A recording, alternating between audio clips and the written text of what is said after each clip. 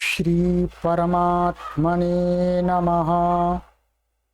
ओम श्री गुरुभ्यो नमः। ओम श्री ऋषिभ्यो नमः। ओम असतो मा सद्गमय तमसो मा ज्योतिर्गमय मृत्योर्मामृतं गमय। ओम शांति शांति शांति। सर्वेभ्यो नमः। देववाणी संस्कृतं यूट्यूब चलदृश्यं प्रति भवतां भवतीनां च हार्दं स्वागतम्।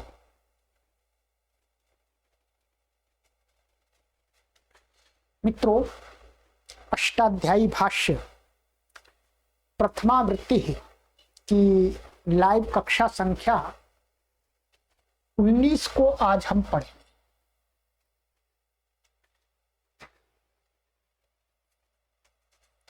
अर्थात दूसरे अध्याय के प्रथम पाद की ये 19 है।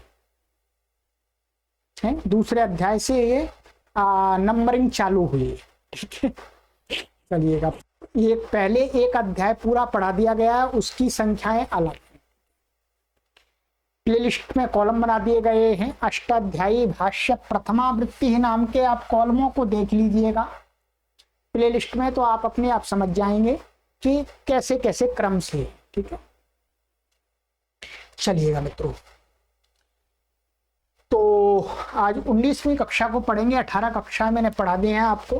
ठीक है, और पढ़ने से पूर्व मैं आपसे फिर 1 मिनट के अंदर निवेदन कर देता हूं। मैं उन सभी पाठकों का धन्यवाद करता हूं कि जिन पाठकों का, जिन संस्कृत प्रेमियों का निरंतर मुझे प्रति माह सहयोग प्राप्त हो रहा।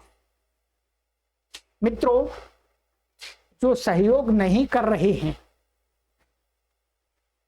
सहयोग करने की अवस्था में हैं, परंतु थोड़ा सा लोभ और लालच से विचार करते हैं, चलो जी निःशुल्क मिल रहा है, फ्री में मिल रहा है, तो पैसे देने की क्या आवश्यकता। ऐसी वृत्ति जिन भी पाठकों की है, उनसे भी मेरा विनम्र निवेदन है कि आप अपनी इस वृत्ति को छोड़ दीजिएगा। हम संस्कृत भाषा के प्रचार प्रसार के लिए निस्वार्थ भाव से कार्य कर रहे हैं। आप पढ़िएगा, परंतु इस अभियान को चलाने के लिए आप अपनी इस कंजूसी वाली वृत्ति को छोड़ करके इस अभियान में मासिक सहयोग अवश्य दीजिएगा, क्योंकि आपका सहयोग नहीं आएगा तो मैं इस कार्य को कैसे चलाऊंगा। मैं ज्ञान देने में बिल्कुल भी कंजूसी नहीं कर रहा हूं। जितना है मेरे पास में उससे अधिक देने की कोशिश कर रहा हूं, प्रयत्न कर रहा हूं। तो भगवान ने आपको भी जो आर्थिक सहयोग दिया है मित्रों, आप इस संस्कृत के महान यज्ञ में जितना हो सकता है उतना दीजिएगा। सभी पाठक दीजिएगा, अन्यों से भी निवेदन कर दीजिएगा कि संस्कृत माता का यहाँ पर महान यज्ञ हो रहा है, सहयोग दें। तो इस सहयोग को आप इस अकाउंट में दें। इसी अकाउंट से ये सारी गतिविधियों की व्यवस्था की जाती है, इसलिए। ठीक है, तो ये गूगल पे, फोन पे, पेटीएम का ये नंबर वही है। ठीक है, व्हाट्सएप नंबर बदला हुआ है। व्हाट्सएप नंबर पर आप हमें सूचना देंगे। ठीक है, इसका अकाउंट से कोई लेना देना नहीं है, ये केवल व्हाट्सएप नंबर है। ये कॉलिंग नंबर भी है, आप कॉल भी हमसे कर सकते हैं, बात भी कर सकते हैं, सूचना दे सकते हैं। तो अपना सहयोग प्रति माह आप हमें भेजते रहें, आपसे मेरा यही निवेदन। चलिए, और ये अब वर्तमान में मित्रों संपर्क करने के लिए यदि आप चाहते हैं तो ये 3 नंबर हमने चलाए हुए हैं। 2 नंबर व्हाट्सएप पर चल रहे हैं मित्रों, ध्यान देंगे आप, ये आपकी सुविधा के लिए, क्योंकि बहुत सारे पाठकों को असुविधा होती है। ये 2 नंबर व्हाट्सएप पर हैं, यहाँ पर आप संपर्क कर सकते हैं। ये 3 नंबर आपके कॉलिंग के हैं, तो आप कहीं पर भी संपर्क कर लीजिएगा। कुछ पूछना है तो पूछ भी सकते हैं, कोई परेशानी नहीं है। आपसे कोई फीस नहीं ली जाएगी, ये ध्यान रखें। आप इन नंबर पर कॉल करेंगे तो आपसे कोई भी एक भी पैसा नहीं मांगा जाएगा, आपका निस्वार्थ भाव से सहयोग किया जाएगा। चलिए चलते हैं मित्रों। गत कक्षा में मैंने आपको सूत्र पढ़ाया था द्विगुश्च, यही सूत्र पढ़ाया था। द्विगुश्च सूत्र हमने पढ़ाया था। तत्पुरुष समास का आरंभ हो चुका है, ये तत्पुरुष चल रहा है। तत्पुरुष का पहला सूत्र हमने पढ़ लिया, विस्तार से मैंने समझा दिया। 1 घंटे की पूरी कक्षा में 1 सूत्र पढ़ाया है, ठीक है। चलिए अब है आपका आगे का सूत्र, सूत्र संख्या 2.1.23। द्वितीया शितातीत पतित गतात्यस्त प्राप्तापन्नैः, ठीक है। द्वितीया प्रथमा व्यक्ति एक वचनांतम, शितातीत पतित गतात्यस्त प्राप्तापन्नैः तृतीया विभक्ति बहुवचनांतम। समास है इसके अंदर, समास देख लीजिएगा। शितातीत इत्यत्र इतरेतर योग द्वंद्व। ये गुरुजी ने कह दिया अब कि भाई आप इसमें से अपने आप समास कीजिएगा। समास है बताया ही नहीं, अब आप समास कैसे करेंगे, आपको कैसे ज्ञात होगा इसमें कौन कौन से शब्द हैं। इसका सबसे आसान तरीका आपको यही पुस्तक में है। यहाँ पर क्या है, शब्द अलग अलग पड़े हुए हैं। एक श्रित शब्द है, अतीत शब्द है, पतित शब्द है, गत शब्द है, अत्यस्त शब्द है, प्राप्त शब्द है, आपन्न शब्द है। ये शब्द आपको मिल गए, शब्द अलग मिल गए, आपको ज्ञान हो गया कि इसके अंदर इतने शब्द हैं। अब इसका क्या है, विग्रह करना है आपको। विग्रह में मैं आपकी सहायता कर देता हूं, ठीक है।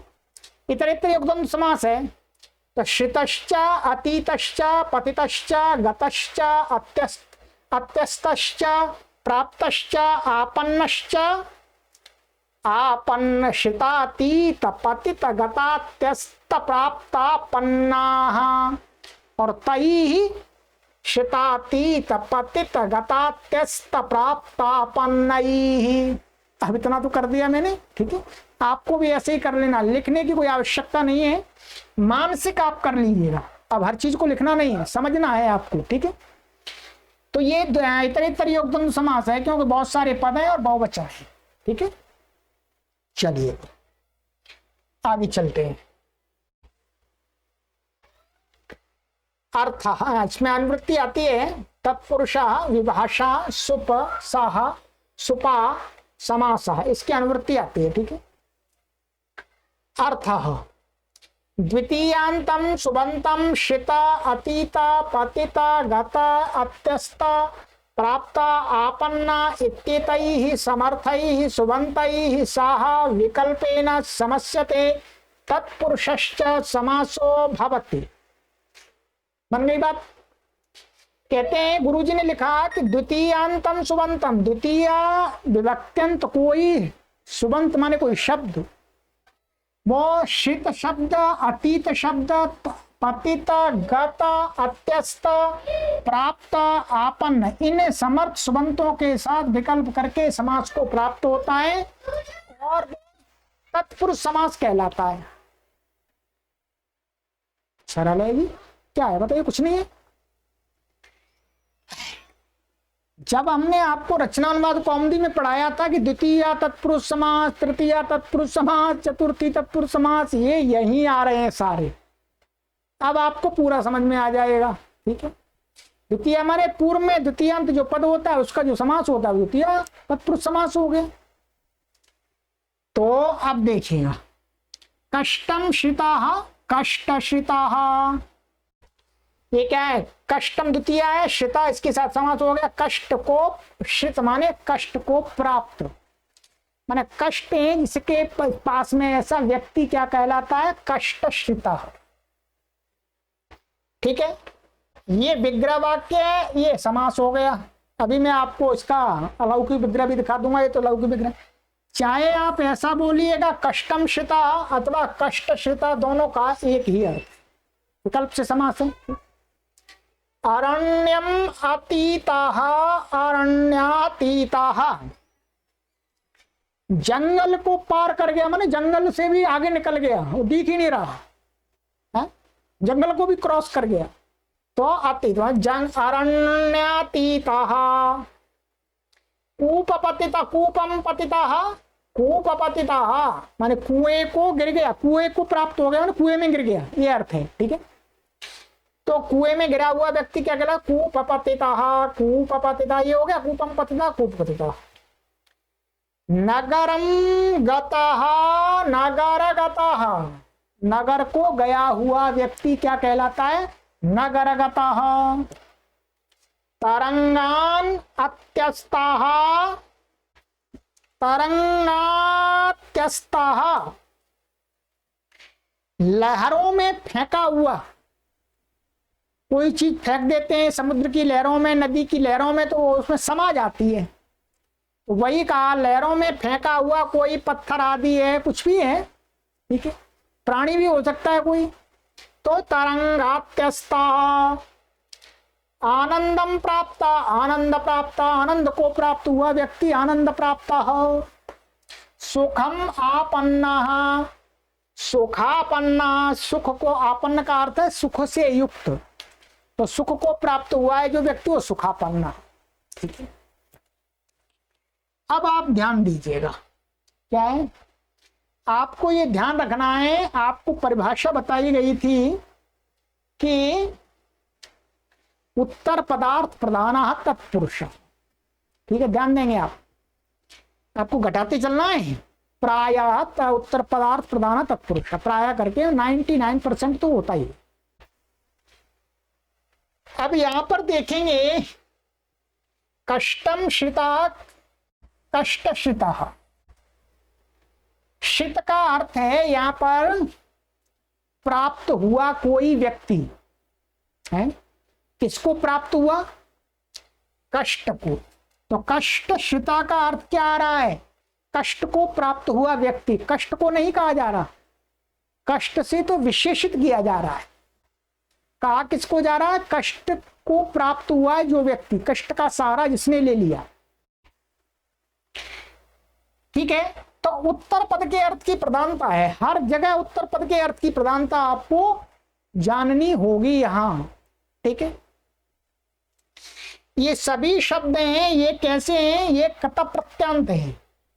क्या है, कत प्रत्यांत, कत प्रत्यांत है, ये किसको कह रहे हैं, क्रिया को जो प्राप्त हो गया है, माने श्रित माने आशय को जो प्राप्त हुआ है। ठीक है, अतीत माने जो व्यतीत, माने अतीत माने क्या करें, उल्लंघन हो गया। तो कथा प्रत्यांत शब्द क्या होते हैं, क्रिया करने वाले के विशेषण बन जाते हैं, माने जिस धातु से कथा प्रत्यय करते हैं, ध्यान दीजिएगा, जिस धातु से कथा प्रत्यय करते हैं तो उस क्रिया को जो करता है उसके विशेषण के रूप में कभी कभी अधिकतर प्राय प्रयोग होते हैं। ठीक है, प्रयोग होते हैं, जैसे हम बोलते हैं गाताः मनुष्याः, गाताः मनुष्याः। अब इसका अर्थ क्या हुआ, गया हुआ मनुष्य, मनुष्य मनुष्य कैसा, गया हुआ, तो चला गया है। तो ये सभी शब्द क्या है, कत प्रत्यांत है। ठीक है, अब इनको आपको क्या करना है, बिल्कुल सरल है, हिंदी में यहां अर्थ भी दिया है, मैं अर्थ भी बता दूंगा आपको। इनका आपको अलौकिक विग्रह कैसे करना है, कष्ट, अम और श्रित, सुन। ठीक है, ये अलौकिक विग्रह हो गया, इस सूत्र से समास हो गया है, समास होने पर लुप हो गया। ठीक है, और प्रथमा निर्दिष्टम समास उपसर्जनम से इसकी उपसर्जन संज्ञा हो गई। कैसे हो गई, क्योंकि द्वितीय शब्द ये प्रथमा विभक्ति से निर्दिष्ट है। अब ये किसको कह रहा है, यहां पर इसको कह रहा है, तो इसकी प्रथमा विभक्ति से निर्दिष्ट की उपसर्जन संज्ञा उपसर्जनम पूर्वम से पूर्व नहीं रहेगा, तो क्या बन जाता है कष्टश्रित, और फिर ये बन गया आपका कष्ट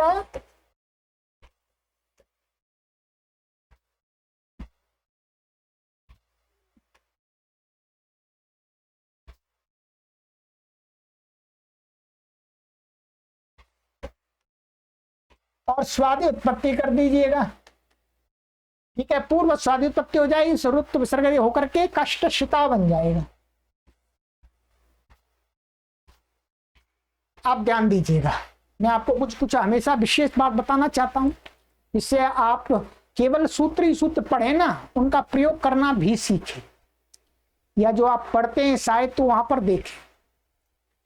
ये तो हमने बना दिया कष्टशिता, ये किसको कह रहा है, किसी पुरुष को कह रहा है। क्या कह रहा है, पुरुष को। किसी स्त्री को कहना हो, क्या, अब किसी स्त्री को कहना हो तो क्या करेंगे, तो उसका क्या बनेगा, कष्टशिता बनेगा, कष्टशिता,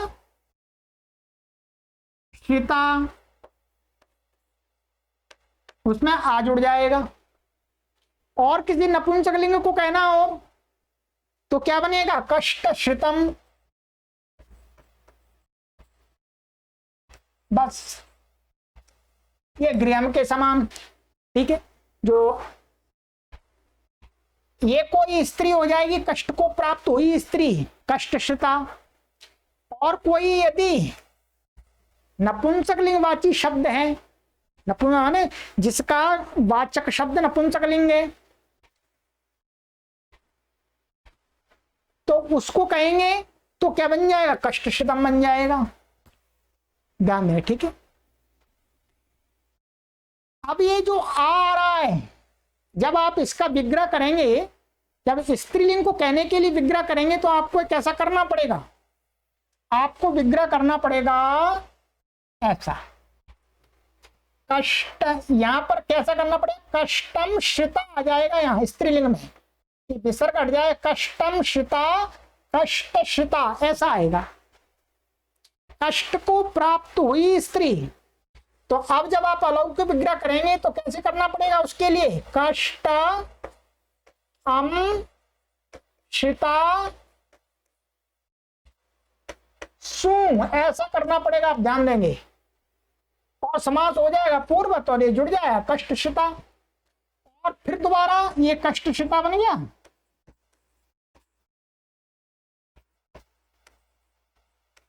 अब यहां स्वादि उत्पत्ति करेंगे, स्वादि उत्पत्ति करते हैं तो क्या होता है, स्त्रीलिंग शब्द से उत्तर जो सु आता है उसको क्या हो जाता, हल ज्ञाभ्यो दीर्घात सुति सिपृक्तम हल, जैसे रमा रमे रमा, तो इसका लोप हो जाएगा, तो कष्टशिता बन जाएगा। यहां बताया नहीं है, ये आपको अपनी प्रज्ञा से, अपनी मेधा से बढ़ना है। यहां तो केवल आपको थोड़ा सा इशारा दिया जाएगा, केवल इतना ही पढ़ के मत बैठ जाना, इस पर विचार करना है, चिंतन करना है। ठीक है, अब इस शब्द के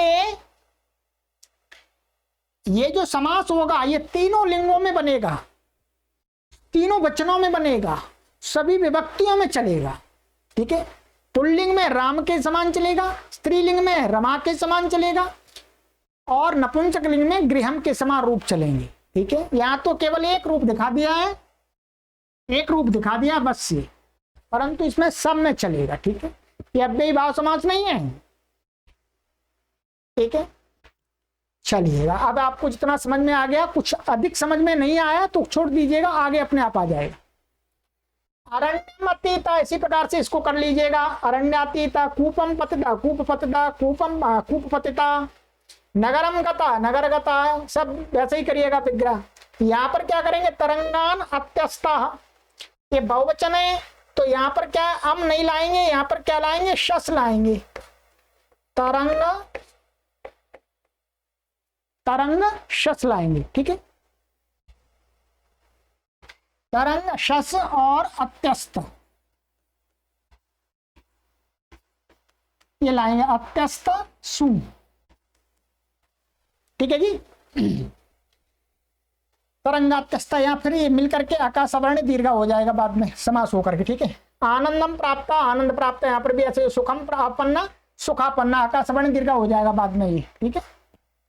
तो ये है आपको, अब इसका हिंदी में अर्थ पढ़ लीजिए।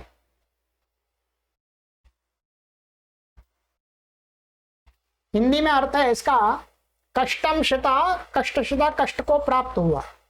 अरण्यातीता, जंगल को उल्लंघन कर गया, माने जंगल भी पार कर गया। कूपपतिता, कुएं में गिरा हुआ व्यक्ति। नगरगता, नगर को गया हुआ। तरंगात्यस्तात, लहरों में फेंका हुआ। आनंद प्राप्त, आनंद को प्राप्त हुआ। सुखापन्ना, सुख को प्राप्त हुआ। ठीक है जी। सरल है, कुछ कठिन नहीं है, घबराने की जरूरत नहीं है। मैं कभी एक्स्ट्रा इसलिए बताना चाहता हूं, कुछ तो बताना ही पड़ेगा, पुस्तक के शब्दों को पढ़ा देने से कोई लाभ नहीं होगा पूरा। ठीक है। चलिएगा, अब इस पर हमको थोड़ा सा विशेष विचार करना। क्या होता है, यहां पर द्वितीय तत्पुरुष समास के लिए मात्र कितने शब्द दिए हैं? 1 2 3 4 5 और 6 7, 7 शब्दों के साथ में द्वितीय तत्पुरुष होता है। परंतु क्या है, हमको अन्यत्र भी दिखता है द्वितीय तत्पुरुष समास। क्या हमको द्वितीय तत्पुरुष समास और भी दिखता है? द्वितीयांत सुबंत का तत्पुरुष समास इन शब्दों से अतिरिक्त अन्य शब्दों के साथ भी दिखता है। फिर क्या करेंगे, कोई सूत्र है नहीं आगे कोई सूत्र नहीं है ऐसा। इसके लिए आचार्य कात्यायन, जो महर्षि पाणिनि के बाद के आचार्य हैं, जिन्होंने महर्षि पाणिनि के व्याकरण को ही प्रचारित प्रसारित किया है, समझाने के लिए वार्तिक बनाए हैं। उन्होंने एक वार्तिक बना दिया कि भाई महर्षि पाणिनि ने तो यहां इशारा किया है, इसके लिए मैं एक वार्तिक बनाता हूं, वो आपको छूट दे देगा। जहां भी के द्वितीय तत्पुरुष समास वहीं कर लेना आइएगा, वार्तिक लिख भी लीजिएगा आप। आइए, ये वार्तिक है।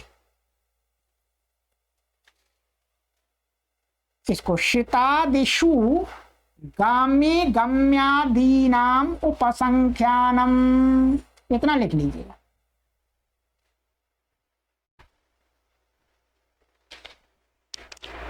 ये काशिका में आएगा, पर काशिका से पहले मैं आपको अभी बता देता हूं, ये सरल बात है इसलिए समझ में आ जाएगी।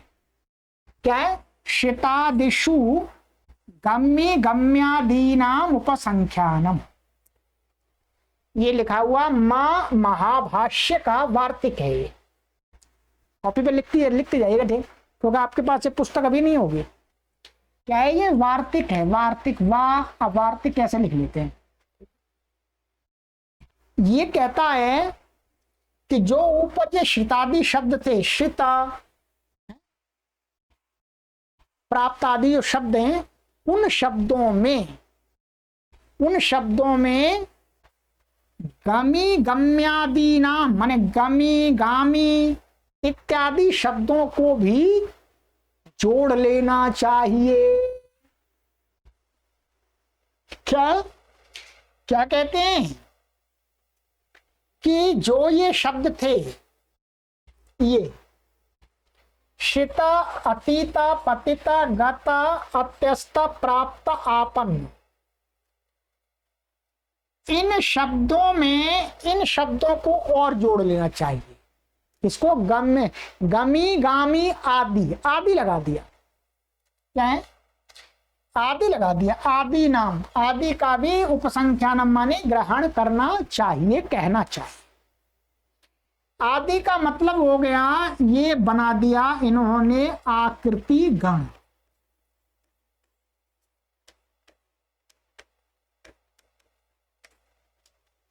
इस प्रकार से माने दो एक शब्द पढ़ करके आदि लगा देते हैं तो उसको यहां व्याकरण में आकृति गण कहते हैं।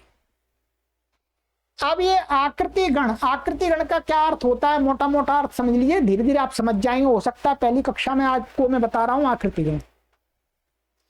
आकृति गण होता है कि गण के अंदर से जहां यहां शब्द तो दिखाई नहीं दे रहा, परंतु उस जो शब्द यहां दिखाई नहीं दे रहा उस शब्द के साथ में सूत्र काम कर रहा है। तो कहते हैं वो जो शब्द दिखाई दे रहा उसको भी इसी के अंदर मान लेना चाहिए। आकृति गण ऐसे गणों का नाम रख दिया है कि जिनके अंदर हमें किसी शब्द को कोई कार्य प्राप्त हो रहा है परंतु सूत्र नहीं लग पा रहा है, तो उस शब्द को उस समूह में रख लीजिएगा। तो यहां पर गमी और गामी दो शब्द रखे हैं, इसके अलावा बहुत सारे शब्द जहां पर भी हमें द्वितीयांत के साथ में समास दिखता है जिस शब्द का, उस शब्द को हम इसी समूह में मान लेंगे। बस यही आकृति गण नाम से प्रसिद्ध है। ठीक है, आकृति गण नाम से प्रसिद्ध है। चलिएगा मैं आपको यहां दिखाता हूं कुछ शब्द है, जैसे ग्रामम गमी, ग्राम गमी, ये गांव को जाने वाला, गमी का अर्थ है जाने वाला, ये द्वितीयांत हो गया। और ये गमी शब्द है, इसका समास हुआ ग्राम गमी बन गया। ये कौन सा समास होगा, द्वितीय तत्पुरुष समास हो गया। दूसरा है ग्रामम गामी, ग्राम गामी, माने गांव को जाने के स्वभाव वाला, जो हमेशा गांव की तरफ ही जाता रहता है, गांव में भिक्षा के लिए भागता रहता है। तो ग्राम गामी, यहां पर भी द्वितीयांत के साथ गामी का समास हो गया। और आदि कहती है आकृतिगण, इससे क्या और भी शब्द आ जाएंगे बहुत सारे, कोई वो नहीं है, संख्या नहीं है। अब कितने आएंगे, जितने दिखेंगे सब ले लेंगे, हम छूट दे दिया। ओदनम बुभुक्षु हो, ओदना बुभुक्षु हो।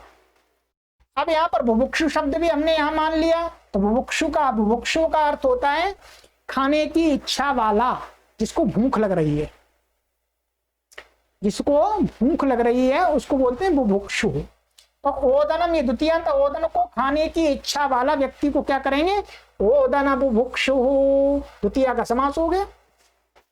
इसी प्रकार से और भी बहुत सारे हैं। ठीक है, बहुत सारे हैं। मैं आपको सिद्धांत कौमुदी के अंदर कुछ और दिए हैं, मैं आपको दो चार उदाहरण और भी बता देता हूं। ठीक है, अब आपको छूट दे दी, ध्यान देंगे।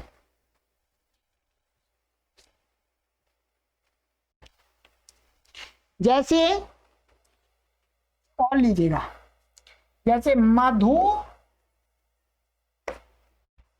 पिपासु,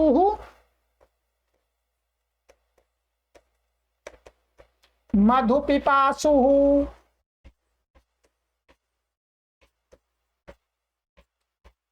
ठीक है। ये मेरे पास सिद्धांत कौमुदी है, सभी पुस्तकें हैं, जहां से आपको अच्छी अच्छी चीज होती है सब मैं लाला करके दे रहा हूं। मधु का अर्थ है यहां पर शराब, ठीक है, वाइन, दारू। तो माने दारू पीने के लिए जो प्यासा है, लाओ मुझे दारू दो, पानी नहीं चाहिए, दारू चाहिए, फिर वाइन चाहिए, इंग्लिश वाली चाहिए। ठीक है, तो ऐसे व्यक्ति को कहते हैं मधु पिपासु। दारू तो प्राचीन काल में भी पीते थे, हमेशा पीते, पर सभी नहीं पीते। ठीक है, इसी प्रकार से गुरुम शुश्रूषु, गुरु शुश्रूषु, इसको बता देते हैं। कुछ लोग इसका ये भी अर्थ कर सकते हैं, मधु माने शहद, ऐसा भी कर सकते हैं। मधु माने शहद, शहद को पीने की इच्छा वाला। और मधु का अर्थ मीठा भी होता है, तो मीठे को पीने की इच्छा वाला, कुछ भी अर्थ हो सकता है। मैंने तो दारू वाला इसलिए बताया थोड़ा सा, क्योंकि मधु शब्द का दारू के लिए भी प्रयोग देखा जाता है संस्कृत साहित्य में, इसलिए। ठीक है, जरूरी नहीं है कि दारू कोई बोलेगा उसको बोलेगा। ठीक है, चलिए आइएगा। अब मैंने बताया गुरुम शुश्रूषः, गुरुम शुश्रूषुः,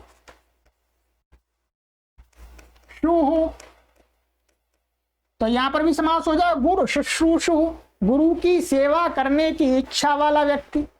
तो शुश्रूषु शब्द भी इसमें ही आ गया, ये इसमें ही आ गया, ठीक है।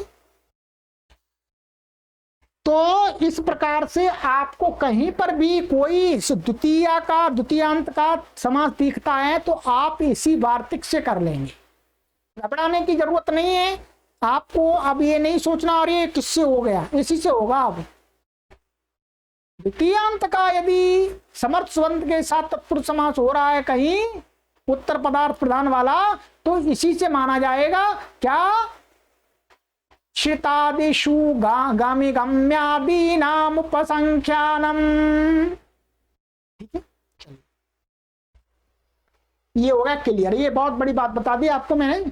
चलिए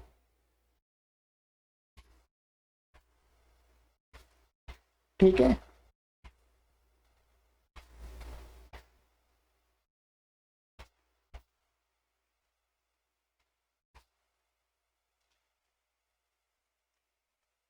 आ जाइएगा आप।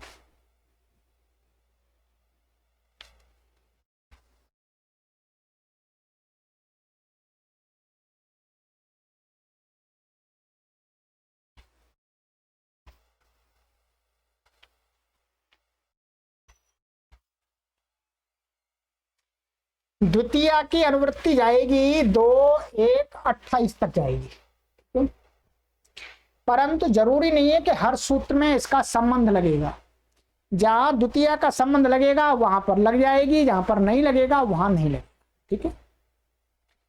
स्वयं कतेना, स्वयं अव्ययपदम, कतेना तृतीय व्यक्ति एक वचनांतम, सामान्य कतेन कता प्रत्यांत का तृतीय रूप दे दिया कता का, कता प्रत्यय का। और ये स्वयं अव्यय, स्वयं माने खुद, अनुवृत्ति तत्पुरुषा विभाषा सुप साहा सुपा समास। अब इसमें द्वितीय की अनुवृत्ति लगी नहीं सकती, क्यों? क्योंकि ये तो स्वयं तो अव्यय है, तो इसके साथ द्वितीय का संबंध कैसे लगाएंगे? अव्यय के साथ द्वितीय का संबंध लगेगा ही नहीं। तो यहां पर द्वितीय की अनुवृत्ति आते हुए भी इसमें नहीं लगेगी। कहते हैं अर्थ स्वयमित्येतदव्ययं कृतान्तेन समर्थेन सुबन्तेन सह विकल्पेन समस्यते तत्पुरुषश्च समासो भवति। क्या कहते हैं? कहते हैं स्वयं, ये अव्यय है स्वयं, ठीक है।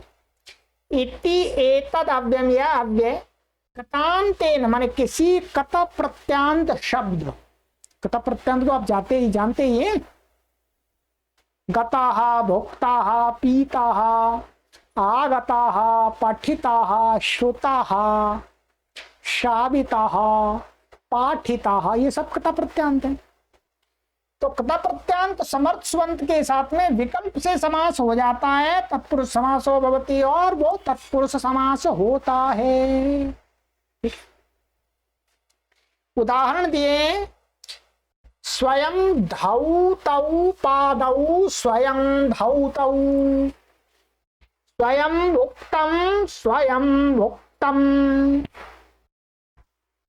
इसका अर्थ है अपने स्वयं ही धोए हुए पैर, स्वयं ही खाया हुआ भोजन किसी दूसरे ने नहीं खिलाया, ठीक है, ये इसका अर्थ। इसकी सिद्धि गुरुजी ने पीछे परिशिष्ट में कराई है, चलिएगा पीछे परिशिष्ट में आ जाइएगा। परिशिष्ट में आप ये आपका पुस्तक यदि मेरा वाला संस्करण है तो 711 नंबर पीछे देखिए, ये देखिए।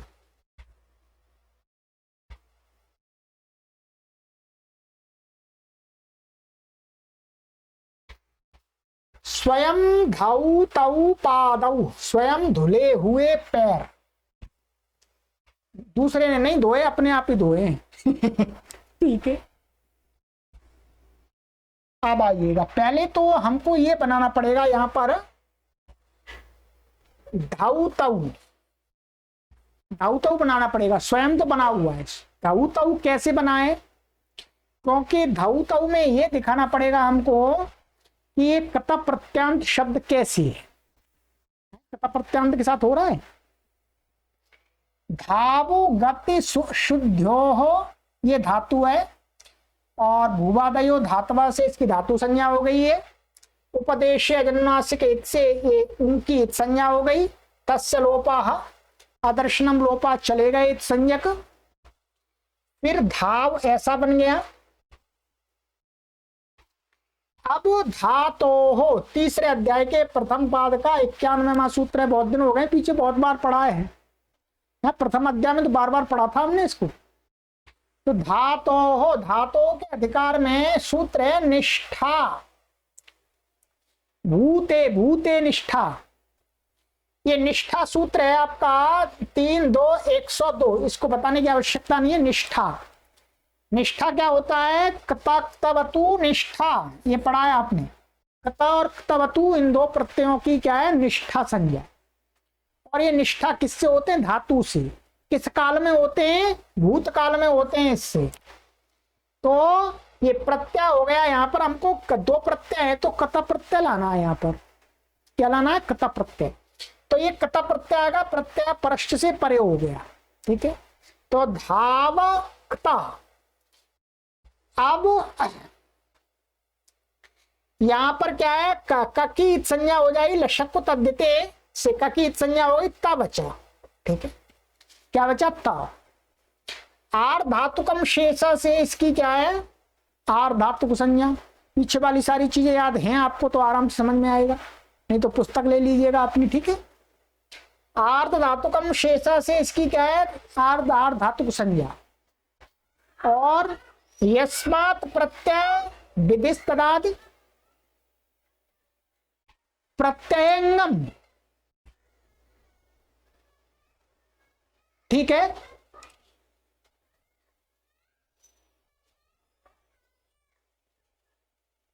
यस्मात्